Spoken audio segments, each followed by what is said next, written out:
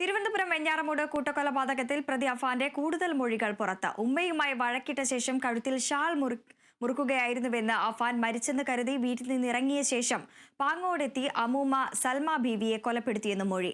അഫാനെ ചുറ്റിക വാങ്ങിയ കടയിലും മാല പണയം വെച്ച സ്ഥാപനങ്ങളിലും എത്തിച്ച് തെളിവെടുപ്പ് നടത്തി.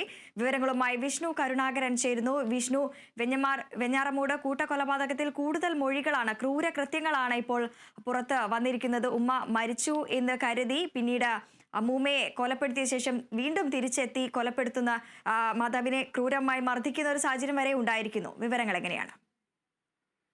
വൃന്ദ, തീർച്ചയായിട്ടും ഈ പുതിയ മൊഴി വരുമ്പോൾ തന്നെ അറിയാം, വളരെ ക്രൂരമായ കൊലപാതകം തന്നെയാണ് ഈ പ്രതി നടത്തിയത്. അതിനുശേഷം അമ്മയെ കൊലപ്പെടുത്താൻ ശ്രമിച്ചത് അത് ആവർത്തിച്ചു എന്നുള്ളതാണ് ഇപ്പോൾ മൊഴിയിൽ പറയുന്നത്. അതായത് ആദ്യഘട്ടത്തിൽ ഉമ്മയെ കഴുത്ത് ഞെരിച്ച് ഷോൾ മുറുക്കി കൊലപ്പെടുത്തി എന്ന് വിശ്വസിച്ച് അവിടെ ഉപേക്ഷിച്ച് പ്രതി പോവുകയായിരുന്നു. അതിനുശേഷം മുത്തശ്ശി സൽമ ബീവിയുടെ വീട്ടിലേക്ക് എത്തി. അവിടെ മുത്തശ്ശിയെ തലക്കടിച്ച് കൊന്നു. ചുറ്റിക വാങ്ങിയതിന് ശേഷമാണ് അങ്ങോട്ട് പോയത്.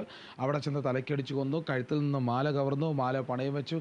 എന്നിട്ട് വീട്ടിലെത്തുമ്പോൾ ഉമ്മ വീണ്ടും മരിച്ചിട്ടില്ല എന്ന പ്രതിക്ക് ഉറപ്പായി.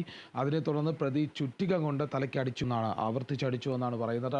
എന്നിട്ടും ഉമ്മ മരിക്കാതെ പോയത് ഭാഗ്യം കൊണ്ട് മാത്രമാണ് എന്നിപ്പോൾ വ്യക്തമാണ്. ഏതായാലും അതിക്രൂരമായ കൊലപാതകങ്ങൾ തന്നെയാണ് പ്രതി നടത്തിയത്.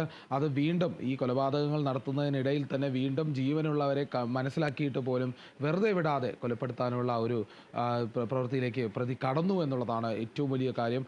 അത് മൊഴിയായി തന്നെ പോലീസിന് നൽകിയിട്ടുണ്ട്. ഇനിയും കൂടുതൽ വിവരങ്ങൾ പ്രതിയുടെ ഭാഗത്തു നിന്ന് പുറത്തു വരാനുണ്ട്. അതായത് എന്തൊക്കെ മാനസികാവസ്ഥയിലൂടെയാണ് പ്രതി കടന്നു പോയത്, എങ്ങനെയാണ് കൊലപ്പെടുത്താൻ വീണ്ടും മനസ്സ് വന്നത് എന്നടക്കമുള്ള കാര്യങ്ങൾ വീണ്ടും വീണ്ടും ആവർത്തിച്ച് പ്രതി പറയേണ്ടതുണ്ട്. ഏതായാലും അതേസമയം തന്നെ ഇന്ന് മൊഴി എടുക്കുന്ന ഘട്ടത്തിലേക്ക് കാര്യങ്ങൾ കടന്നിട്ടുണ്ട്. ഒപ്പം തന്നെ തെളിവെടുപ്പ് നടക്കുകയാണ്. വെഞ്ഞാറമൂട് എത്തിച്ച് പോലീസ് പ്രതിയെ തെളിവെടുപ്പിന് കൊണ്ടുവന്നിട്ടുണ്ട്. ഏതായാലും ഈ സ്വർണം പണയം വെച്ച ധനകാര്യ സ്ഥാപനത്തിലും എത്തിച്ച് തെളിവെടുത്തിട്ടുണ്ട്. അതോടൊപ്പം തന്നെ ഈ ചുറ്റിക വാങ്ങിച്ച കടയിലും തെളിവെടുപ്പ് നടക്കുകയാണ്. ഏതായാലും കഴിഞ്ഞ ദിവസം ഈ കൊലപാതകം നടത്തിയ വീട്ടിൽ, അതായത് സ്വന്തം വീട് പേരുമലയിലെ വീട്ടിലും തെളിവെടുപ്പ് നടത്തി.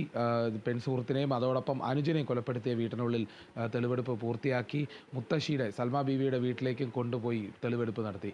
ഈ രണ്ട് വീടുകളിലും തെളിവെടുപ്പ് നടത്തിയിട്ടുണ്ട്. ഇനി അവശേഷിക്കുന്നത് പാങ്ങോട് പോലീസ് സ്റ്റേഷൻ പരിധിയിലുള്ള ഈ വലിയ ലത്തീഫിൻ്റെയും ഭാര്യയുടെയും കൊലപാതകം നടന്ന വീട്ടിലെ തെളിവെടുപ്പ് മാത്രമാണ്. ബാക്കിയുള്ള ഇടങ്ങളിലെല്ലാം തെളിവെടുപ്പ് പൂർത്തിയായി. മറ്റിടങ്ങളിലേക്ക് യാത്ര ചെയ്ത ഭാഗങ്ങൾ പോലും, വഴിയിൽ പോലും പോലീസ് യാത്ര ചെയ്ത് പ്രതിയെ കൊണ്ട് തെളിവെടുത്തിട്ടുണ്ട്.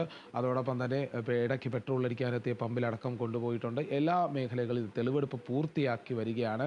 ഏതായാലും എല്ലാ പോലീസ് സ്റ്റേഷൻ പരിധിയിലെയും SHOമാർ ഇന്നലെയെല്ലാം തെളിവെടുപ്പിനൊപ്പം ഉണ്ടായിരുന്നു. കാര്യമായ തെളിവെടുപ്പ് പൂർത്തിയാക്കിയതിന് ശേഷം കൂടുതൽ മൊഴിയെടുക്കും. ഏതായാലും ഇന്ന് വൈകുന്നേരം തന്നെ കോടതിയിൽ ഹാജരാക്കും. കോടതിയിൽ ഹാജരാക്കിയതിനു ശേഷം മറ്റു നടപടിയിലേക്ക് കടക്കാനാണ് പോലീസിൻ്റെ തീരുമാനം.